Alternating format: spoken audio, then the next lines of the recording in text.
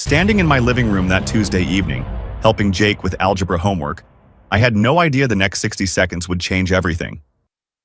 My phone buzzed on the coffee table with a notification from our family group chat, and when I read Dad's message, my chest tightened. Finalized New Year Bahamas resort booking. Confirmed 8 people total. Me, Linda, Brian, Kelly, Tyler, and Sophie. Resort's group package maxes at 8. Can't add more without losing the group rate. Flying out December 30th, back January 3rd. Can't wait, I counted on my fingers. My parents, 2. Brian's family, 4 more. That's 6. Plus his 2 kids, Tyler and Sophie, makes 8 total. My family of 4 wasn't mentioned at all. 8 plus 4 equals 12, but they'd stopped at 8. Sarah walked over from the kitchen, saw my face, and I handed her the phone without speaking. I watched her expression change as she read it, the same progression I'd just experienced. Emma ran in from the kitchen, flour on her nose. "Daddy, the cookies are almost ready." She stopped when she saw our faces. "What's wrong?" "Nothing, sweetheart," I lied, but Jake had already seen the screen. "Is that about Grandpa's trip?" he asked carefully. Emma's eyes lit up. "Are we going to the beach with Grandpa?" The question hung in the air like smoke. How do you tell your 7-year-old she wasn't invited to a family vacation? "Grandpa's trip is for Uncle Brian's family this time," I said slowly. Emma's face fell. "Why can't we go?" Jake, who'd been doing his own math, spoke up with devastating clarity. "But Grandpa, Grandma, Uncle Brian, Aunt Kelly, Tyler, Sophie, that's only 6 people, plus us is 10. So they chose Tyler and Sophie over us?" He wasn't being accusatory, just factual. But somehow that made it worse. My 10-year-old son had just articulated what I'd been trying not to think. They had chosen. After the kids went to bed, I sat alone in my office and opened our family group chat history, scrolling back to October. I needed to understand when this decision had been made and how we'd been so thoroughly excluded from the planning. October 15th. Brian's message. "Mom, Dad, been thinking about New Year. Kids have been through a lot with the career transition. Would love to do something special. Found a Bahamas resort deal, about $4,500 per person. But that's more than we can swing right now." The ask was implicit but clear. October 18th, Dad had responded, "Brian, your mom and I want to help make this happen. Consider it an early Christmas gift for Tyler and Sophie. $4,500 times 4 people. $18,000 my parents were spending on Brian's family." October 22nd, Mom's message. "Just talked to the resort. They have a group package for 6 to 8 people. Why don't your dad and I come too? Make it a real family trip." And that's where someone should have said my name. Should have asked if we wanted to come. Should have looked at 10-person packages instead of 8. But nobody had mentioned us. The conversation had just continued without us, like we didn't exist. I kept scrolling through weeks of planning messages I'd never seen, watching my family get excited about a trip I'd only just learned about. Nobody ever asked if we had plans. We simply didn't exist in this narrative. But something else was bothering me. Brian's career transition excuse. I opened LinkedIn and found his profile, started scrolling through recent posts. December 10th. Photo at a hotel ballroom networking event. Building relationships and growing the business. December 3rd. Expensive steak dinner. Closed a promising partnership today. November 28th. Sports bar premium seating. Work hard, play hard, go Pats. I switched to Instagram. His Corvette on December 14th. Sunday drive therapy. Harbor cruise. December 7th. Ended the week right. Career transition. Tough times. Can't afford a vacation. Yet somehow Brian could afford networking events, steak dinners, premium sports seating, maintaining a Corvette, and weekend harbor cruises. The math only worked if you added one variable. Our parents were funding everything. I opened the Excel file I'd been keeping for a year. Family Interactions 2023-2024.xlsx. 2 years of documented patterns. Thanksgiving 2023, Dad said too stressed to host us. Week later, hosted Brian's family. When I'd called about it, he said Brian's oven had broken. Later learned that was a lie. Easter 2024. Mom asked me to buy Tyler a $300 Easter basket. I sent a $50 gift card. Her response: "That's all? You make six figures, Marcus." Jake's 10th birthday, June 12th. Dad had a work conflict, couldn't come. That same day, he drove 2 hours to Tyler's soccer tournament. August. Brian asked to borrow $15,000. I requested a business plan first. He ghosted me.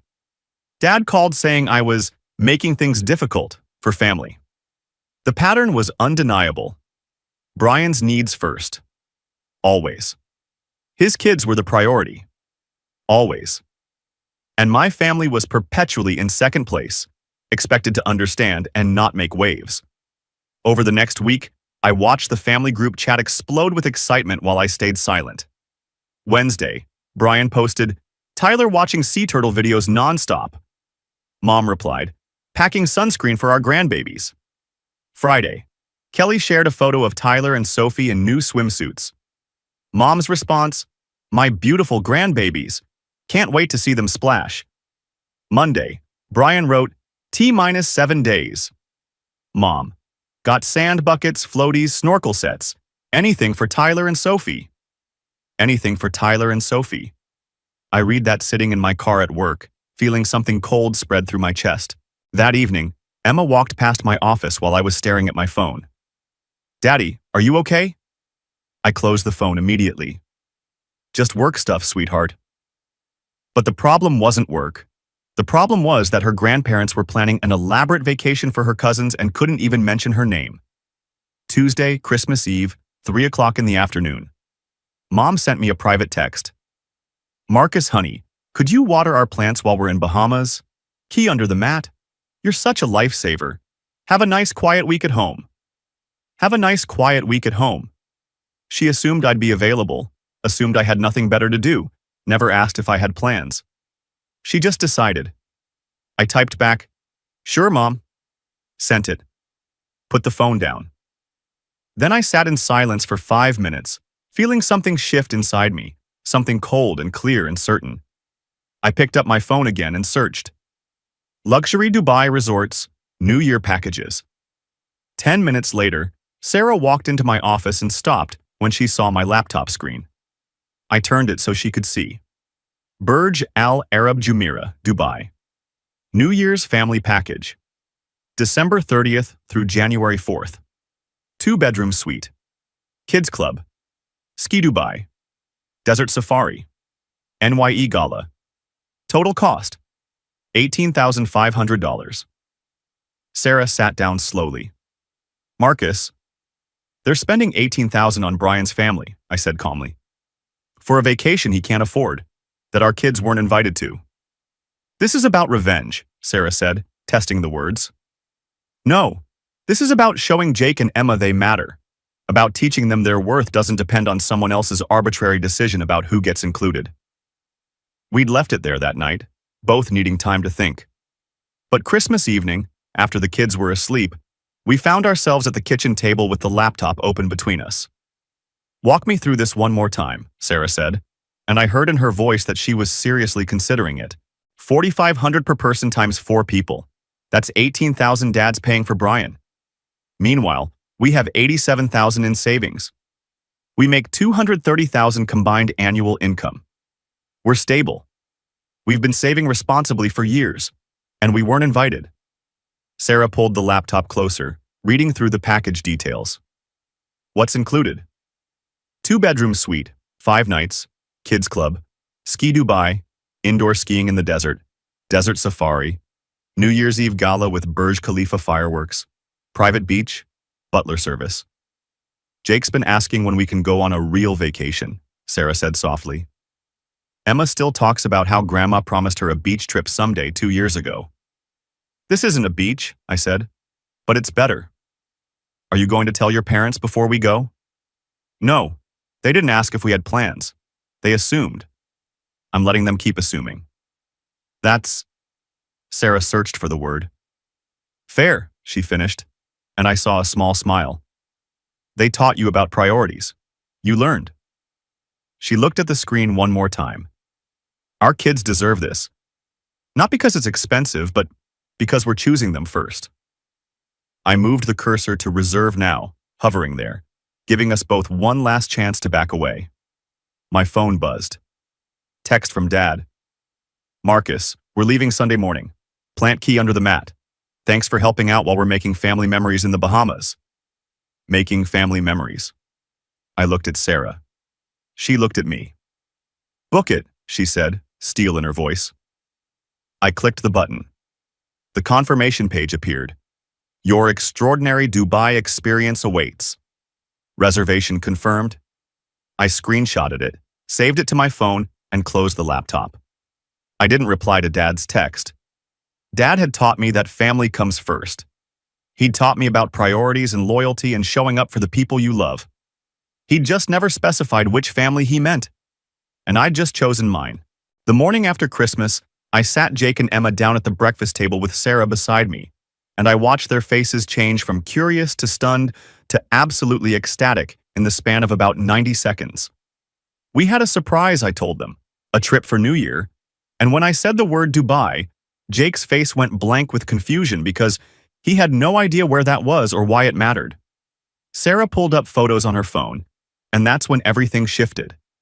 The Burj Khalifa appeared on the screen, this impossible needle of glass and steel rising into the sky, and Jake's eyes went wide. That's the tallest building in the world, Sarah explained. We're going there. Then she swiped to the next photo, an indoor ski slope with actual snow and penguins, and both kids erupted simultaneously with a single word that came out like a shout. Penguins! The explanation tumbled out quickly after that. 14-hour flight. Middle East. Desert city with indoor skiing and beaches and the tallest building humanity had ever constructed. Jake kept asking questions faster than we could answer them, and Emma was already planning what stuffed animals she'd bring, but then Emma stopped mid-sentence and asked the question I'd been dreading. Can we tell Grandpa and Grandma? I exchanged a quick glance with Sarah before answering. Not yet, sweetheart. This is our family's special surprise, just for us. Why not? Emma pressed. Because 7-year-olds don't understand adult complications, don't grasp the politics of silence and exclusion and calculated responses. Because this is something we're doing together, just the 4 of us, Sarah said gently, and I heard her choosing each word with care. Jake, who'd been quiet during this exchange, spoke up with a question that showed he understood more than Emma did. So we get our own trip? Like, our own family vacation? Yes, I confirmed, and I watched something settle in his face, some understanding that this wasn't just a vacation. This was a statement, though he probably couldn't articulate exactly what kind of statement it was. The next day we went shopping, and I found myself in kids' clothing stores and outdoor gear shops in a way I hadn't in years. Because usually we were careful with money. Usually we compared prices and waited for sales and made practical choices. But that afternoon, when Emma held up a sundress and asked if she could get it, Sarah told her to get 2, and Emma's face lit up like we'd just given her the world. At checkout, the total came to $287 for clothes we'd wear for 1 week, and I handed over my credit card without even looking at the receipt, without doing the mental math I usually did about cost per wear, or whether we could find it cheaper online. The sales clerk had asked if we were planning somewhere warm, and when I said Dubai, her face had shown that specific kind of impressed surprise that made me realize we were doing something unusual, something worth being impressed by. Jake had immediately jumped in with enthusiasm. We're going skiing, with penguins. The clerk had laughed and said something about Ski Dubai being incredible, and in that moment, watching my son's excitement about telling a stranger our plans, I felt certain we'd made the right choice. On the drive home, Emma declared it the best surprise ever, and Jake asked one more time if he could tell Grandma, a question I deflected by saying he could tell her after we got there, which seemed to satisfy him even as I knew the real answer was more complicated than that. While we were shopping and planning and packing, the family group chat was exploding with messages I read but never responded to. Saturday morning started early with Mom's message about one more sleep, followed immediately by Brian saying Tyler hadn't slept at all from excitement. The messages came in waves throughout the day, each one a small reminder of the vacation I wasn't invited to, the family memories being planned without us. By afternoon, Brian had posted a photo of their suitcases and beach toys, all packed and ready. And Mom had commented about how spoiled Tyler and Sophie were, though she'd said it with obvious pride rather than criticism. Dad had chimed in with that classic grandparent line about spoiling being what grandparents are for, and I'd read it sitting in my living room while my own kids played upstairs, wondering if he'd ever felt that way about Jake and Emma. Evening brought more of the same. Kelly announced the kids had finally fallen asleep after being too excited to rest. Mom said she might not sleep either. Brian thanked our parents again, said it meant everything, and nobody in that entire thread of 19 messages mentioned my name or my family or acknowledged our absence in any way. Sarah had found me staring at my phone that evening and asked if I was okay, and I'd said yes. And when she'd asked if I was sure about what we were doing, I'd said completely, and I'd meant it. Every message in that group chat, every excited update about Tyler and Sophie, every grandbaby's comment that excluded my children, it all reinforced that we were making the right choice. That night, at 10 o'clock when I should have been sleeping before our early morning departure, Mom sent me a private text with plant watering instructions. She'd left them on the kitchen counter, she said, and I should stop by twice while they were gone. And she ended the message by telling me to have a nice, quiet week at home, like it was already decided, like she'd looked into the future and seen me sitting in my house with nothing better to do than take care of her orchids. I typed back 7 words. "Have a great trip, Mom." I didn't correct her assumption. I didn't mention Dubai or flights or hotels shaped like sails. I just sent those 7 words and put my phone down and felt something settle in my chest, cold and certain and absolutely calm. 24 hours later, we were gone. The alarm went off at 4:30 Sunday morning, and the house was still dark when I started loading suitcases into the SUV. Jake and Emma were sleepy but too excited to complain, bundled into the back seat with travel pillows and blankets, and Sarah drove while I sat in the passenger seat watching Boston wake up around us, knowing that by the time the sun fully rose, we'd be in the air. Logan International at 5:30 in the morning had that strange, quiet energy of people going places, everyone moving with purpose through the terminal. The Emirates check-in counter processed our passports efficiently, and when the agent saw our destination, she'd smiled that professional smile that somehow seemed genuine. "Dubai for New Year. You're going to love it. Business class is confirmed. Gate C42. The boarding passes she handed us had gold Emirates logos, and the kids each received amenity kits that they immediately opened, finding sleep masks and socks and coloring books and little toiletries that made them feel like adults getting special treatment. By 6:45, we were in the Emirates Premium Lounge, Jake and Emma at the play area, while Sarah read a magazine and I stood by the windows watching the massive A380 aircraft being prepared for our flight. That's when I took the photo, Jake and Emma silhouetted against the window with the plane's distinctive tail visible behind them, and sunrise painting the sky in shades of pink and gold. I'd written the caption carefully. "Starting a new adventure. Teaching my kids that family creates its own traditions. Hashtags for family first and Dubai." I'd hovered over the post button for a moment, giving myself one last chance to back out, and Sarah had walked up behind me and asked if I was really doing this. "They posted 19 updates about beach trips," I'd said. 19 messages about how excited they were, how special it would be, how much the grandbabies would love it. This is just one post, just one photo of my kids. I'd hit post, made sure the privacy was set to public, and then immediately switched my phone to airplane mode. Sarah had asked if I was going to watch the reactions come in, and I'd told her not for 14 hours because whatever was happening in the family group chat, whatever messages were being sent and panic was setting in, I didn't need to see it until we were already in Dubai, until the decision was irrevocable and complete. The flight itself was everything the website had promised and more. Business class pods that turned into flatbeds, flight attendants who gave the kids pajamas and slippers and stuffed camels to keep. Emma had asked with genuine disbelief if she got to keep the camel, like this might be some kind of trick, and when the attendant confirmed it was hers, Emma had held it like treasure. Jake had discovered his seat converted to a bed and declared it the best plane ever. After takeoff came meal service with ice cream sundaes for the kids, and when they learned the entertainment system had over 1,000 movies, their excitement had reached a new pitch that made other passengers smile at their enthusiasm. Mid-flight, with Jake and Emma asleep in their lie-flat seats and Sarah dozing beside me, I found myself unable to rest. My mind kept playing out what was probably happening in Nassau right now. My family landing, checking into their resort, someone seeing my Instagram post, the realization spreading that I wasn't home watering plants, that I'd taken my own family on vacation without telling anyone. I turned off airplane mode. The phone connected to Wi-Fi, and for a moment, nothing happened. Then the notifications started, a cascade of them, 62 text messages and 29 missed calls, and Instagram going absolutely wild with comments and reactions. I scrolled through the texts chronologically, watching the panic unfold in real time. Mom at 9:15. Marcus, where are you going? Casual, curious, maybe thinking I'd posted an old photo or was talking about future plans. Mom at 9:30, all caps. Marcus, answer your phone. Less casual now, worry creeping in. Dad at 9:45, direct and angry. Call me immediately. Brian at 10, profanity included. Are you damn serious right now? Mom at 10:30, the realization fully hitting. You're supposed to be watching our house. Dad at 11:15. We need to talk now. Brian at noon, making it about himself. Way to ruin our family vacation. There were more, dozens more, variations on the theme of shock and anger and betrayal, and I read through all of them with that same cold calm I'd been feeling since Christmas night.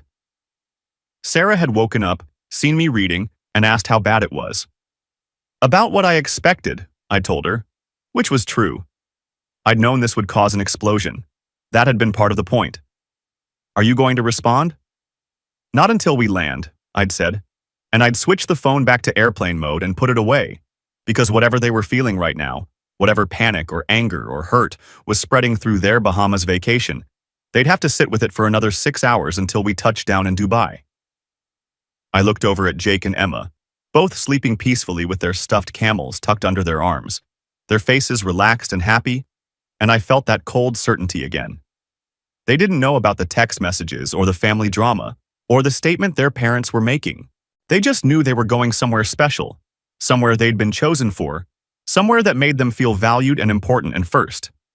Somewhere over the Atlantic Ocean, 35,000 feet up and 7 hours from our destination, my family back in the Bahamas was discovering I wasn't home, wasn't available, wasn't sitting quietly waiting for them to return.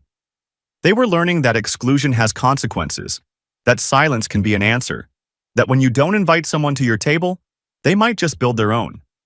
And I was teaching my kids a lesson my dad had never intended, one about priorities and choices and what it means when you decide who matters most. When you're not invited to the table, you don't beg for a chair. You build your own table. You create your own traditions. You choose your own family, even when that family is the one you already have, the one that's been waiting all along to be chosen first. The plane descended through darkness toward Dubai, and I watched Jake and Emma pressed against their windows as the city revealed itself below us like some kind of circuit board come to life. The skyline sprawled in every direction, highways lit like glowing arteries, and then the Burj Khalifa appeared, this impossible spike of light rising from the desert, LED displays cascading down its sides in patterns that shifted and changed. Emma's face was pure wonder when she turned to me and said it looked like a spaceship city, and I realized she wasn't wrong. Immigration processed our passports efficiently, stamps landing on fresh pages, and when we emerged into the arrivals hall, a driver in a crisp white shirt held a sign with our name and the hotel logo. The drive from the airport took 30 minutes along Sheikh Zayed Road, 8 lanes of highway flanked by skyscrapers that seemed to compete for attention, each one wrapped in LED screens showing advertisements and art and patterns that made the whole city feel alive. Then we turned onto a causeway extending into the Persian Gulf, and the Burj Al Arab appeared ahead of us, that distinctive sail shape I'd seen in photos, but which looked completely different in person, gold and purple lights illuminating its white structure, and Emma asked with genuine disbelief if that was really our hotel.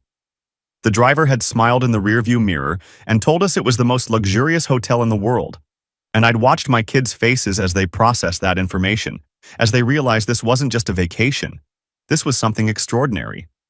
A man in traditional white kandura greeted us in the lobby with the kind of bow that made it clear this wasn't a normal check-in process.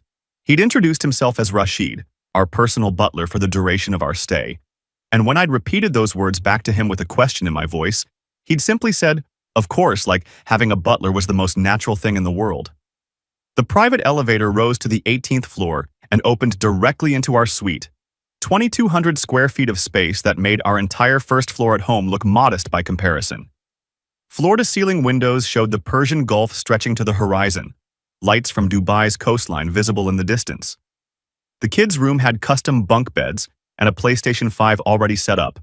The master bedroom had a balcony overlooking the water, and the marble bathroom was larger than most hotel rooms I'd stayed in, with a jacuzzi that could fit our whole family. Emma had stopped in the middle of the living room, spinning slowly to take it all in, and asked if this was really our room. Rashid had gently corrected her, explaining this was our suite, and Jake had run to the windows and shouted that he could see the ocean, and Sarah had stood beside me and whispered that this was beyond anything she'd imagined. I'd told her our kids deserved to feel special, and I'd meant it, but standing there in that suite with the city lights below us and my family's faces showing pure joy, I'd also felt the weight of what we were doing, the statement we were making, the consequences that were probably already unfolding thousands of miles away. I'd turned my phone off since the flight, keeping it dark and silent while we explored Dubai. But that evening, after the kids had finally crashed from exhaustion and jet lag, I'd powered it on in the bathroom with the door closed. The messages had flooded in immediately, a cascade of notifications that made the phone buzz continuously for almost 30 seconds. Dad at 1 p.m. Eastern Time, all caps. Marcus, where are you? Mom, 15 minutes later. Please tell me you're not in Dubai. Brian at 1:30. You're unbelievable. Dad again at 1:45, threatening to call the police if I didn't respond immediately, which made me actually laugh because what exactly would he report? That his adult son had gone on vacation without permission. I'd shown Sarah the messages, and she'd asked if I was going to call them, and I'd told her tomorrow, because whatever conversation we needed to have could wait until I'd had a full night's sleep and the kids had experienced at least one full day of this trip. I had a different plan for tomorrow morning, and it didn't involve defensive phone calls with my father. The restaurant was called Al Muntaha, which Rashid explained meant the highest in Arabic, and it was located 200 meters above sea level with views that stretched across the Palm Jumeirah and the entire Dubai coastline. Jake and Emma had been stunned into temporary silence by the floor-to-ceiling windows and the way you could see the curvature of the artificial archipelago below us.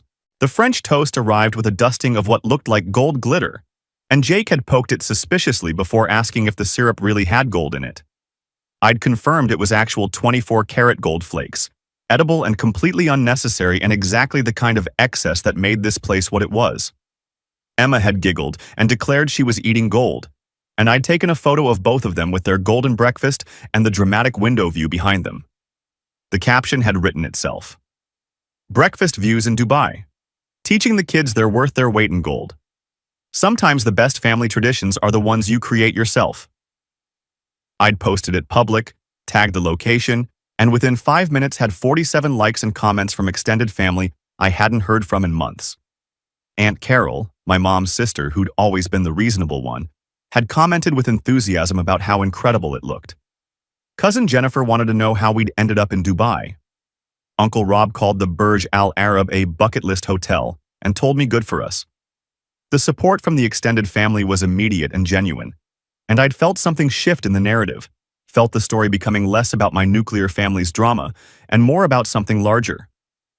10 minutes after I posted, my phone rang with Dad's number, and I'd answered it on speaker with the volume low so the kids wouldn't hear, and Sarah had moved closer to listen.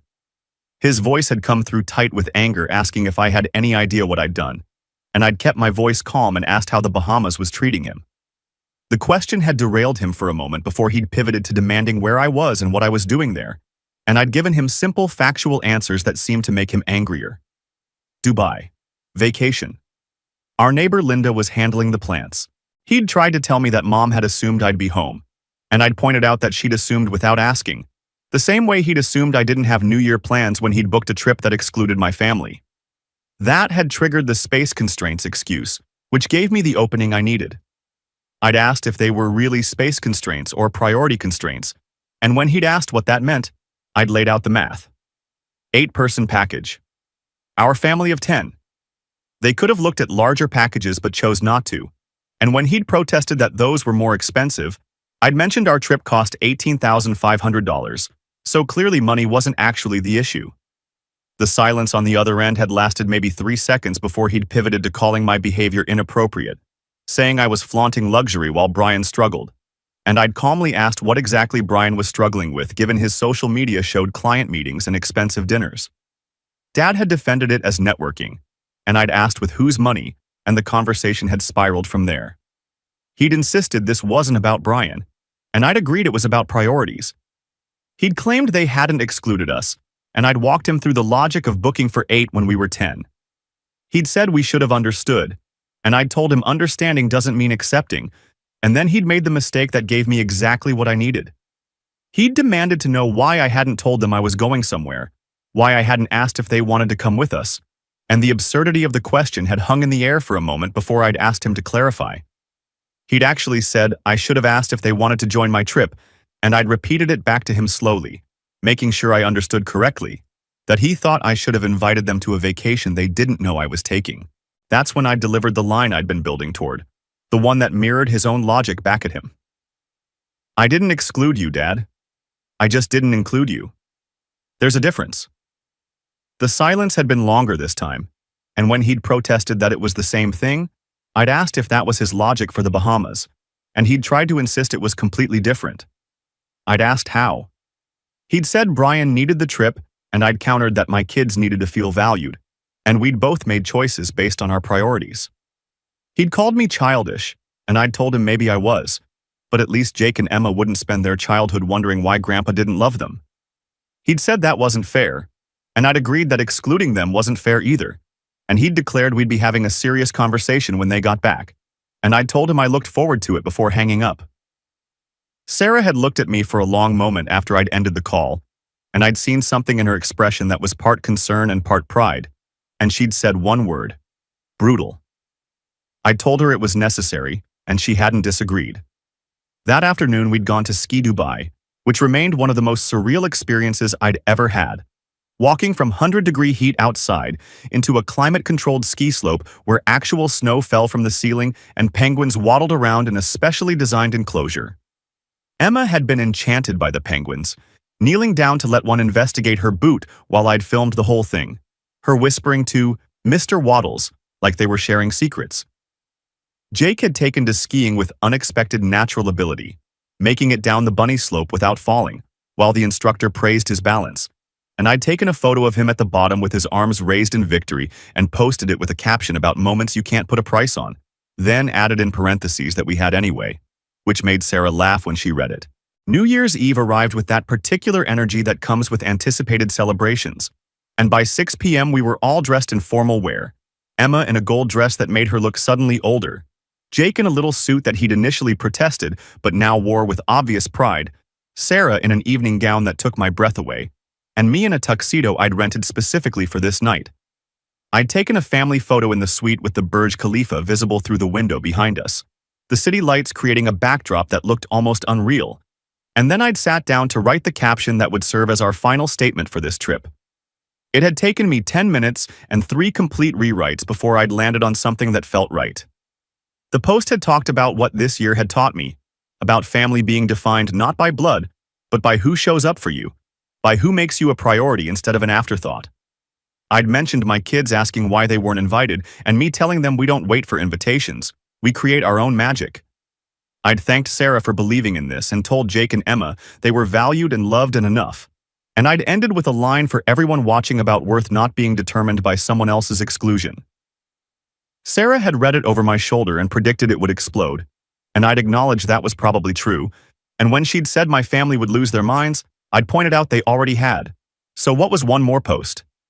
I'd hit the button and watched it go live, our family photo and my carefully chosen words now public and permanent. 2 hours later we were at the Skyview bar with countdown clocks visible and the Burj Khalifa lit up across the water, fireworks crews visible on the observation decks preparing for midnight. Jake and Emma had sparkling cider and champagne flutes, and Sarah and I had the real thing. And Emma had declared this the best New Year ever, with the kind of certainty only 7-year-olds can muster. My phone had been buzzing in my pocket for 20 minutes straight, notifications piling up as family and friends and people I barely remembered from high school responded to the post, and Sarah had asked if I was going to check it, and I'd told her tomorrow. Whatever was happening in that digital space could wait until after midnight, until after we'd counted down together and watched the fireworks and marked this moment as ours. The countdown had started with the whole bar joining in, voices calling out numbers in multiple languages, and Emma had insisted we count with everyone, so we did, our voices joining the chorus.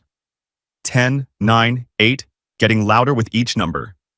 7, 6, 5, Emma's voice rising above the crowd. 4, 3, 2. Marcus looking at his family, all of them smiling and happy and valued, exactly what he'd hoped for. 1. Happy New Year burst from hundreds of throats simultaneously, and the fireworks began, gold and silver explosions cascading down the Burj Khalifa in patterns that seemed choreographed to the music playing through the speakers. My phone continued vibrating in my pocket with messages I wouldn't read until tomorrow, reactions I didn't need to see right now, family drama that could wait while I stood with my actual family and watched the sky light up over Dubai. Dad had taught me that family means sacrifice, and he'd been right about that, I realized. He'd just never specified what you should be willing to sacrifice or who you should be willing to sacrifice it for. I'd chosen to sacrifice his approval, his comfort, his assumptions about my availability and compliance. I'd traded his peace of mind for my kids' happiness, his family vacation harmony for my children's sense of being valued and chosen and loved first. Fair trade. We landed at Logan on Friday afternoon, Jake and Emma exhausted but glowing with that specific radiance that comes from having experienced something extraordinary. Jake wore his new Burj Khalifa t-shirt and asked when we could go back before we'd even cleared customs. Emma clutched Mr. Waddles, the stuffed camel from the flight, and wanted to know if he could come to school for show and tell on Monday. By 5:30 we were home, the house exactly as we'd left it, plants watered and healthy thanks to our neighbor Linda. My phone showed 57 new messages and 33 missed calls, and I scrolled through them while Sarah unpacked suitcases and the kids distributed their souvenirs around the living room like claiming territory. Dad's message was direct. They landed tomorrow at 10, would be at our house by 11, and we needed to talk. Mom's was more pleading, asking for a face-to-face conversation to work through everything. Brian's dripped with resentment, thanking me sarcastically for making their vacation about me. But there was also one from Aunt Carol telling me not to let them guilt me, which I screenshot and saved. Sarah had looked up from the suitcase she was unpacking and asked if I was ready for tomorrow at 11, and I'd said I had 18 hours to prepare, which wasn't nearly enough time but would have to do. They arrived exactly on time, Dad and Mom standing on our doorstep with Bahamas tans and stress lines that hadn't been there before the trip. We'd sent Jake and Emma to Sarah's mother's house because whatever conversation was about to happen wasn't something they needed to witness or carry with them afterward. The living room became a standoff, them on the couch and us in armchairs facing them, Dubai souvenirs visible on the side table like evidence of a crime. Dad started by bringing up my Instagram post, the one about blood not meaning family, and asking how I could make them look like terrible parents to everyone we knew. I'd pointed out that I hadn't mentioned them by name, and Mom had dissolved into tears talking about phone calls from relatives, about Aunt Carol and Uncle Rob and Cousin Jen all asking questions, all implying that maybe there was favoritism in how they treated their grandchildren. When Mom said that Jen had told her it was about time someone stood up to them, I'd agreed quietly that Jen wasn't wrong. That's when Dad had stood up, anger finally breaking through, demanding to know how I dared accuse them of not being supportive. I'd started listing dates and events, each one a data point in a pattern they'd been denying. Jake's birthday in June when Dad had work, but actually went to Tyler's tournament. Thanksgiving 2023 when they were too stressed to host us, but hosted Brian the following week. Easter when Mom had demanded I buy an expensive gift for Tyler and called me selfish when I didn't spend enough. Dad had tried to defend each incident individually, but I'd kept going, adding them up, showing how they formed a pattern that was impossible to deny when you looked at it all together. He'd called me selfish, said this Dubai trip proved it, and I'd asked what the difference was between me spending $18,000 on my family and him spending $18,000 on Brian's. The front door had opened then without a knock, and Brian and Kelly had walked in like they owned the place. Brian had started with an insult, calling me Mr. Big Shot, and I'd calmly pointed out that I hadn't known they were invited to this conversation. Dad had said we were handling it as family, which apparently now included Brian and Kelly but had excluded my kids from the Bahamas trip. Brian had attacked the money issue, incredulous that I'd spent so much to make a point, and I'd turned it back on him by asking about the disconnect between his claims of financial struggle and his social media posts showing expensive networking events and harbor cruises. When he'd tried to explain it as business networking, I'd asked him to name a single client. He'd stammered about confidentiality, but we both knew he had no clients, no business, just parents who kept funding a lifestyle he couldn't afford. Kelly had accused me of investigating them, and I'd clarified that I'd simply looked at public posts they'd chosen to share with the world. Mom had tried to redirect by saying this wasn't about money, and I disagreed, saying it had always been about money, about resources, about who got priority and who got leftovers. I'd pulled out printed copies of the timeline I'd been keeping, 2 years of documented interactions, and I'd started reading through the pattern. Each incident on its own could be explained away, but taken together they showed unmistakable favoritism. Brian's needs always came first.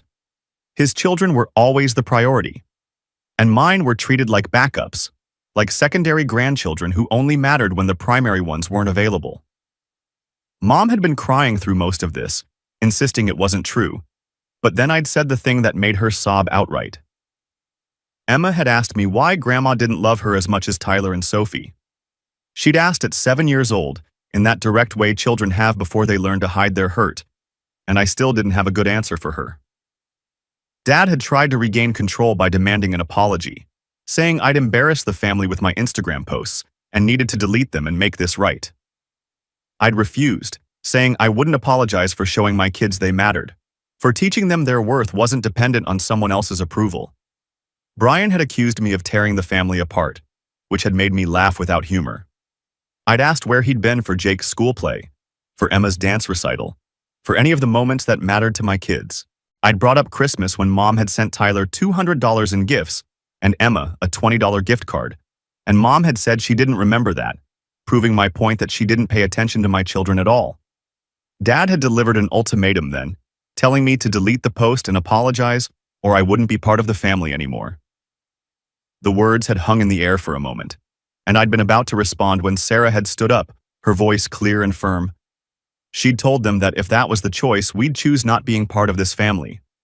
She'd talked about how Jake and Emma had the best week of their lives in Dubai, how they'd felt valued and important, how Emma had said she wished every day could be like that, not because of the luxury but because she'd felt like she mattered. Sarah had said that if they couldn't see how their behavior had consequences, we didn't need this kind of family in our lives. I'd stood then too, and I'd told Dad that he'd been right about family coming first. I just chose to prioritize my family, Sarah and Jake and Emma, over his comfort or approval. I'd said he'd taught me that priorities matter, and I was prioritizing my children's emotional health. They were welcome to be part of our lives, but on equal terms, no more favoritism, no more excuses. Dad had told me I was making a huge mistake, and I'd agreed I might be, but it was my mistake to make. I'd opened the front door, making it clear the conversation was over, and when Mom had tried to plead with me, I told her gently that I loved her, but I loved my kids more, and I wouldn't let them grow up thinking they were second-class grandchildren. They'd left slowly, Mom crying, Dad silent with anger, Brian glaring at me like I'd personally wronged him. When the door closed behind them, Sarah had asked if I was okay, and I'd realized with some surprise that I was, that I felt lighter somehow, like I'd been carrying weight I didn't realize was there until I'd set it down. 3 months passed before things started to shift. Dad and I didn't speak for 6 weeks, a silence that felt both necessary and painful. Then Mom had called saying she'd been thinking about Emma's question, about why the trips and attention weren't equal, and she'd admitted she didn't have a good answer that justified the imbalance. Week 8, Dad had called with something that wasn't quite an apology but was close enough for him. He'd said maybe they should have handled things differently, which was his way of admitting fault without using the words, "I'm sorry." I'd accepted it because I knew that was as close as he'd get. Brian maintained radio silence, but through Aunt Carol I'd heard he'd finally gotten a job, entry-level marketing at $45,000 a year, and Dad had cut off the monthly payments that had been supporting his family. Apparently, tough love worked in both directions when properly applied. Week 12, Mom had asked if she could take Jake and Emma to the zoo, just them, without Tyler or Sophie, without making it a group grandchildren event.